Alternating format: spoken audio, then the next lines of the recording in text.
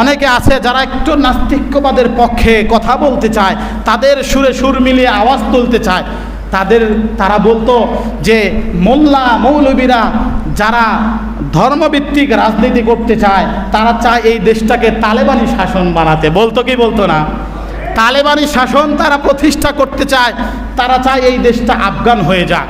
আমি তাদেরকে দরাজ কণ্ঠে শুনিয়ে দিতে চাই, আজকের খেয়াল করে দেখেন, আপনার মাতৃভূমি যেই দেশটাকে আপনি মনে প্রাণে ভালোবেসে মুক্তিযোদ্ধার চেতনায় উজ্জীবিত হয়ে এই দেশকে আপনি বলতেন রাজাকারের দেশ বানাতে চায়, এই দেশটাকে মৌলবাদের দেশ বানাতে চায়, এই দেশটাকে তালেবানি শাসন ফিরিয়ে আনতে চায়।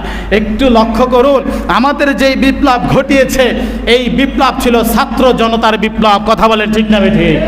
ছাত্র জনতা আমাদের পক্ষে ছিল বিধায় দীর্ঘ 16 বছর কোনো রাজনৈতিক দল, কোনো ইসলামিক দল যারা যা পারেনি, কেউ যেটা পারেনি, সেটা ছাত্র জনতা বাস্তবায়ন করে দেখিয়েছে। কথা বলেন ঠিক না বেঠিক? আপনারা শুনলে অবাক হবেন, এই ছাত্র জনতা আর আফগানের তালেবানের মধ্যে কোনো পার্থক্য নেই। কেন জানেন?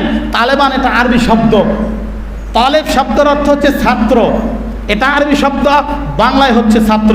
তালেবান বাংলায় হচ্ছে ছাত্র জনতা। আমাদের ছাত্র জনতার বৈষম্য বিরোধী আন্দোলনের মাধ্যমে আমরা স্বাধীনতা পেয়েছি।